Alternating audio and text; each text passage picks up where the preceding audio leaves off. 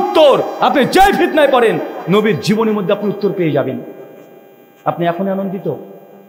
আমার খুব মনে পড়ে যে সময়তে আপনাদের বাংলাদেশের এরকম প্রেক্ষাপট, আগস্টের 5 তারিখ, সেই সময়তে আমি মালয়েশিয়াতে ছিলাম। 2 তারিখে ডক্টর নায়েকের সঙ্গে, ডক্টর জাকির নায়েকের সঙ্গে একটা মিটিং অ্যাটেন্ড করেছিলাম। আর 3 তারিখে বাংলাদেশের বিখ্যাত আলোচক শেখ মিজানুর রহমান আজহারি হাফিজাহুল্লাহ, তার সঙ্গে মালয়েশিয়াতে সাক্ষাৎ হয়েছিল। তো সেই সময় আমি দেখছি যে গোটা বিশ্বের মিডিয়া একদিন শকুনের মতো বাংলাদেশের দিকে নজর। কি হয়, কি হবে, কিছু একটা হবে, কিন্তু কি হবে কেউ বুঝতে পারেনি। ছিল না ভাইজান যে কিছু একটা হবে, কিন্তু কি যে হবে কেউ অনুধাবনই করতে পারে না। আমি সেই সময় ভাবছি যে কি ব্যাপার, যে বাংলাদেশে আসলে আমি তো বাংলাদেশকে মোটেও কম চিনি তা তো না। এখানে যতজন মানুষ আজকে স্টেজ সহ আছেন, যতজন আছেন, আমার বিশ্বাস যে আপনাদের চাইতে আমি একটু হলেও বাংলাদেশকে বেশি চিনি। কারণ আপনারা বাংলাদেশের মানুষ, এটা হচ্ছে কোন জেলার মধ্যে পড়ছে?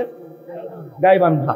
তো আপনারা গাইবান্ধা, আপনি বাংলাদেশের 64টা জেলা, 524টা থানা, কটা থানাতে গিয়েছেন, কটা জেলায় গিয়েছেন, কয় জায়গাতে গিয়েছেন?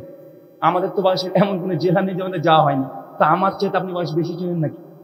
আমি বিদেশি হতে পারি, আপনার দেশের না হতে পারি, বাংলাদেশের এই তরুণ, এই যুবক, এদেরকে কম চিনি না। প্রায় বাংলাদেশের 500-র উপরে আমার 2017 থেকে প্রোগ্রাম হয়ে গেল। মানে এদেরকে রাস্তা ঘাটে সব জায়গায় এদের নারী নক্ষত্র চেনা হয়ে গেছে। আমি চিন্তা করছি যে এই ছেলেগুলোকে যে দেখলাম, এরা দিন রাত পাবজি গেম নিয়ে ব্যস্ত থাকে, গার্লফ্রেন্ডের পেছনে ব্যস্ত থাকে, সারাদিন সোশ্যাল মিডিয়া নিয়ে ব্যস্ত থাকে, টিকটক নিয়ে ব্যস্ত থাকে। এরা রাস্তাতে নেমে পড়ছে। কি ব্যাপার? এত জজবা কোথা থেকে পাচ্ছে তারা? কে তাদের পেছনে ইন্ধন দিচ্ছে? আমাদের ঢাকা শহরকে গোটায় যুবকরা, ছেলেরা, স্টুডেন্ট, ছাত্র, এরা দখল করে নিল। ছিল না ভাইজান? এই কাজ কোথা থেকে হচ্ছে রে বাবা? কারণ এরা তো এইসব রাজনীতি বুঝে না, অর্থনীতি বুঝে না। এটা স্কুল কলেজের ছাত্র, শুধু বুঝে গার্লফ্রেন্ড আর পাবজি গেম, এছাড়া মাথায় কোনো কাজ করে না। কিন্তু তারা এই রাজনীতির মধ্যে ঢুকে পড়ছে। 9 দফা 10 দফাকে 1 দফা করে দিয়েছে। ছিল না ভাইজান? আরে হঠাৎ করে 6 তারিখ ঢাকাতে যাবে, এটাই প্রচার হয়েছে, পোস্টার হয়ে গেছে, লিখিত আকারে, পেপার, পত্রিকা, সব জায়গায়। রাতারাতি বলছে না 6 তারিখ না 5 তারিখে যেতে হবে। রাতারাতি সিদ্ধান্ত, রাতারাতি হাজার হাজার গাড়ি ঢাকাকে দখল করে নিচ্ছে। করছে না ভাইজান? এত তাড়াতাড়ি বললে হবে? তা আমার শুধু চিন্তা যে এদেরকে তো এরকম কোয়ালিটির ছেলে না রে, এরা, এটা মেয়ে পাগল, এরা পাবজি গেম পাগল, এরা টিকটক পাগল। কি ব্যাপার? এরা 10 দফাকে 1 দফা করে দিচ্ছে। কাজ কোথায় হচ্ছে? তো অনেকগুলো কারণ ছিল ওতে, আমার কাছে মনে হচ্ছে একটা কারণ সবচাইতে বেশি কাজ করেছে। কোনটা জানেন? এখনো অস্বীকার করতে পারেন অনেকেই, কিন্তু আমার কাছে একটা কারণ মনে হয়েছে। সেটা হচ্ছে ওনার একটা ভুল সিদ্ধান্ত ছিল। সেটা হচ্ছে ওই যে 7 থেকে 10 দিন ইন্টারনেটকে বন্ধ রেখে দেওয়া। এটা মারাত্মক কাজ দিয়েছে। 7 থেকে 10 দিন ইন্টারনেটকে বন্ধ রেখে দেওয়া মানে যারা রাষ্ট্রে কি হচ্ছে খবরটাও রাখে না, জানে না, যারা রাষ্ট্র সম্পর্কে একদমই অজ্ঞ, যখন দেখছে 10 দিন ধরে ইন্টারনেট নাই, এই তরুণ যুবকরা এরা ইউটিউব দেখতে পারে না, ফেসবুক দেখতে পারে না, গার্লফ্রেন্ডের সঙ্গে কথা বলতে পারে না। রাগটা এখানে ধরেছে। তোরা ক্ষমতায় কে থাকবি না তোদের ব্যাপার। আরে আমেরিকাতে কটা বাড়ি কিনবি, গাড়ি কিনবি, তোদের ব্যাপার। সুইস ব্যাংকে কত কোটি টাকা রাখবি, তোদের ব্যাপার। আমি যে 700 টাকা দিয়ে ডাটা মেরেছি, আমি কেন নেট পাবো না? 1 ঘন্টা মোবাইলে নেট না থাকলে এই যুবকগুলো পাগল হয়ে যায়। আর 10টা দিন বন্ধ করে রেখেছে, এটা হাফ নেট এমনি হয়ে গেছে। এমনি 16 বছর কি হয়েছে ওই ব্যাখ্যা বিশ্লেষণ আর টিকা টিপ্পণী আমি দেব না, কারণ আমি আপনার দেশের নাগরিক না, আমি বিদেশি মেহমান, আমি ওই বিষয়ে কথা বলতে পারি না। আমাদের অনেক রেস্ট্রিকশন থাকে, অনেক কিছু ইচ্ছা হলেও আমরা বলতে পারবো না। কিন্তু 16 বছর নাই, এই 10 দিনে একদম সাধারণ মানুষকেও খেপে তুলে দিয়েছে।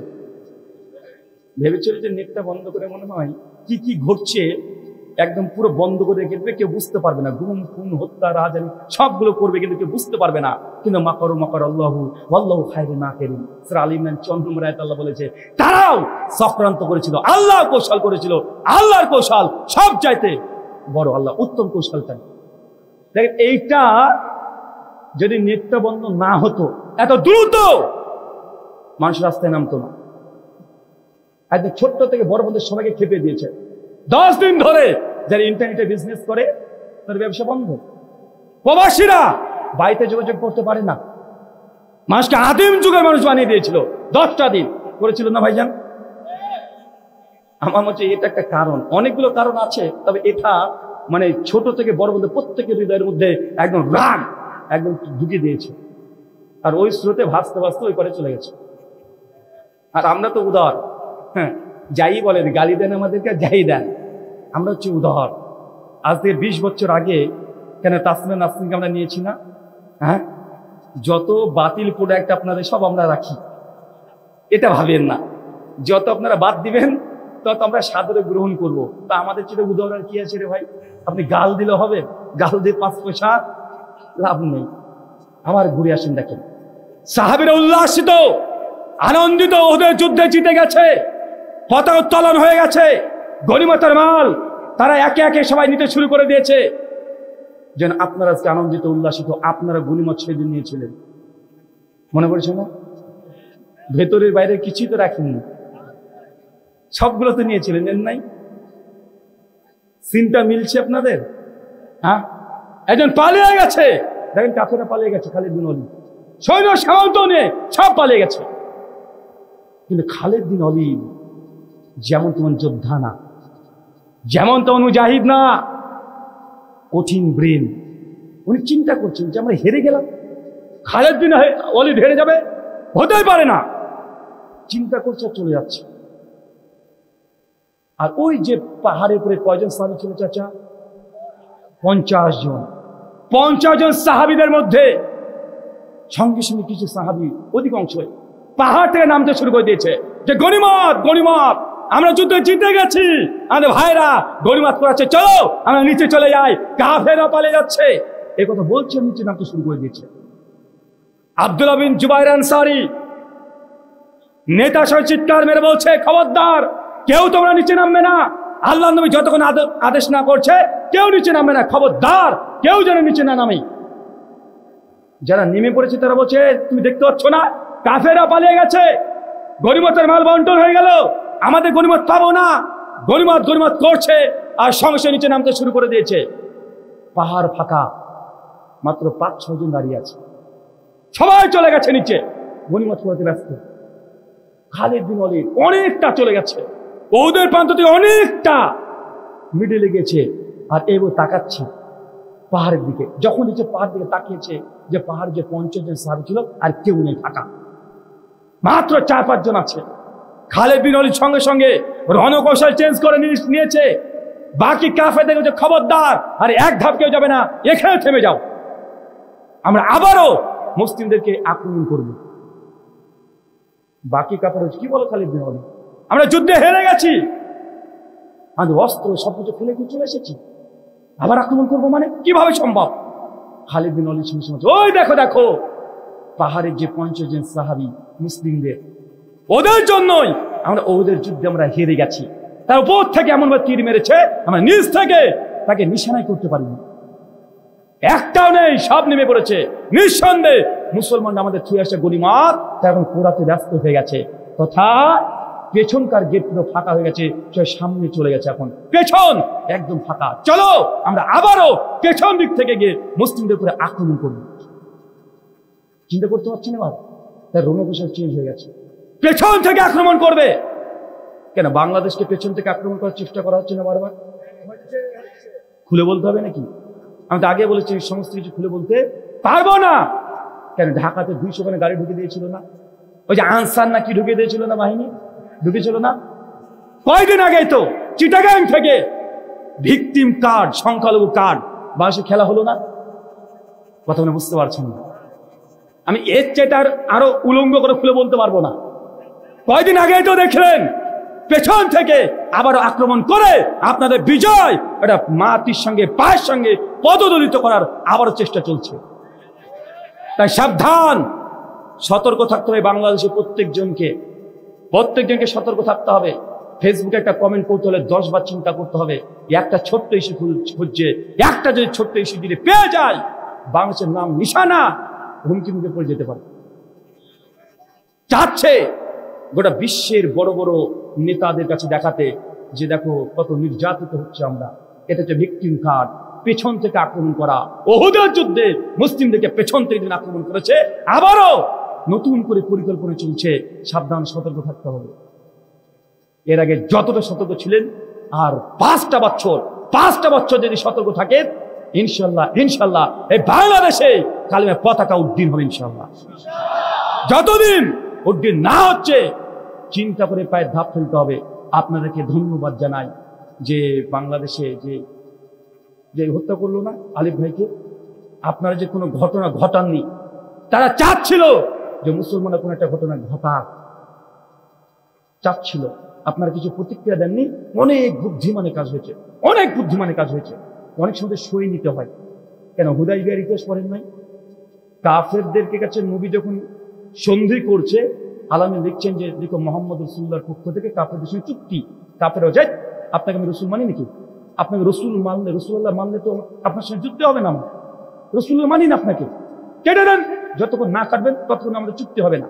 আল্লাহ নবী আলীকে হচ্ছে, আলী আমার নামের পরে রসুল্লাহ শব্দ বাদ দিয়ে দাও। আলী বিন আবি তালেব হচ্ছে, ইয়া রাসূলুল্লাহ কি বলেন, আমার দ্বারা হবে না, পারবো না আমি। আলী বিন আবি তালেব চলে যাচ্ছে, না পারবো না। আপনি আল্লাহ রসুল, কেটে দেবো মানে? আরে বাতিল শর্ত তার সঙ্গে আমাদের মানে আপোষ করতে হবে, পারবো না। আল্লাহ নবী বলছি তাহলে আমাকে দেখিয়ে আমি কেটে দিচ্ছি। আল্লাহ নবী নিজের নাম থেকে রাসূলুল্লাহ কেটে দিচ্ছে। মানে কখনো কখনো সমঝোতা করতে হয়, কথা বুঝতে পারছেন? কখনো হুদাইবিয়ার যে সন্ধি ছিল 9 দফা, ভালো করে দফাগুলো দেখবেন, প্রত্যেকটা মুসলিমদের বিরুদ্ধে ছিল। বাহ্যিক দিক থেকে মুসলমানের সব দিকে বিরুদ্ধে। ওমর বিন খাত্তাব রেগে গেছে, ইয়া রাসূলুল্লাহ আপনি কি চুক্তি করছেন এটা? ওমর বিন খাত্তাব নবীর উপরে কথা বলছে, আল্লাহ নবী কি চুক্তি করছেন এটা আপনি জানেন না? আবু বকর আল্লাহ নবী আপনি কি করছেন এটা? ইবনে আব্বাস সবাই বলছে এই চুক্তিকে মানছে না, কিন্তু আল্লাহ নবী চুক্তিতে স্বাক্ষর দিয়ে দিচ্ছে। এই যে ঘটনা পুরো সিন, কাফেররা তখন উল্টো দিক থেকে উট বাহিনী নিয়ে, ঘোড়া নিয়ে এমন ভাবে মুসলিম জাতির উপর সেদিন আক্রমণ করেছে, পেছন দিক থেকে সেই দিন ৭০ জন সাহাবী একদম শহীদ। মুসলমান হেরে গেছে, বলছে 1 ঘন্টা আগে মুসলমানরা বিজয়ের পতাকা উড্ডীন করেছিল, আনন্দ উল্লাসিত। 1 ঘন্টা পরে মুসলমানরা এই যুদ্ধে হেরে গেছে, পরাজিত। চিন্তা করতে পারছেন? এই যুদ্ধে আল্লাহ নবীর দাঁত মোবারক শহীদ হয়ে গেছে। এই যুদ্ধেই নবীজির পায়ে 3খানা তীর নিক্ষেপ করা হয়েছে।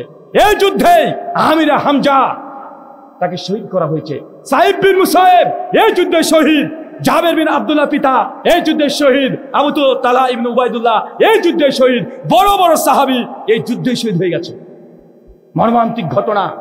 প্রত্যেকটা সাহাবীর যদি এই মৃত্যুর ঘটনা যদি বলতে শুরু করে দিই, চোখ থেকে পানি ঝরতে শুরু করবে। ৭০ জন সাহাবী, উহুদের প্রান্ত, যুদ্ধ চলছে, হঠাৎ করে পেছন থেকে আক্রমণ। আল্লাহ নবী বুঝতে পারেন নাই, দেখছে কাফেররা তীর নিয়ে নিক্ষেপ করে চলে যায়, সাহাবীদের গর্দন উড়ে দেয়। আল্লাহ নিজের চোখে সাহাবীদেরকে মৃত্যু হতে দেখছে। আল্লাহ ছুটে বেড়ায়, এদিকে যায় ওইদিকে যায়, দেখছে আমির হামজা লাশ পড়ে আছে, ওইখানে কিছুক্ষণ সময় কাটায়, আর এক জায়গায় চলে যায়, ওখানে একজন সাহাবী মরে আছে। নবীর হৃদয় বিদার যে ঘটনা, ছুটে বেড়ায় ওদের প্রান্তে যে সাহাবী আবার মারা যাচ্ছে। সবাই চিন্তা করতে পারছেন? উহুদের যুদ্ধের মূল টার্গেট ছিল যে আল্লাহ নবীকে দুনিয়া থেকে সরিয়ে দিবে। সঙ্গে সঙ্গে 9 জন সাহাবী আল্লাহ নবীকে ঘিরে নিল চতুর্দিক থেকে ঘিরে দিয়েছে। ইয়া রাসূলুল্লাহ আপনি মিডিলে থাকেন, খবরদার আপনি মাথা তুলবেন না। 9 জন নবীকে ঘিরে দিয়েছে। 9 জন ঘিরে চতুর্দিক থেকে তার তীর নিক্ষেপ করছে যে আল্লাহ নবীর উপরে কোনোভাবে অ্যাটাক যেন করতে না পারে। আর এই জিনিসটা যখন খালিদ বিন ওয়ালিদ দেখেছে, দুর্ধর্ষ যোদ্ধা, কঠিন প্রাণ, উনি সঙ্গে সঙ্গে কয়েকশো কাফেরকে নিয়ে 9 জনের সামনে চলে এসছে। আর যখনই চলে এসেছে মুসলিমরা তারাও ভীত সন্ত্রস্ত হয়ে গেছে, এখন নবীকে রক্ষা করা যাবে না, তার টার্গেট একটাই, যে কোনো মূল্যে নবীকে অক্ষত অবস্থায় ওদের প্রান্ত থেকে নিয়ে যেতে হবে।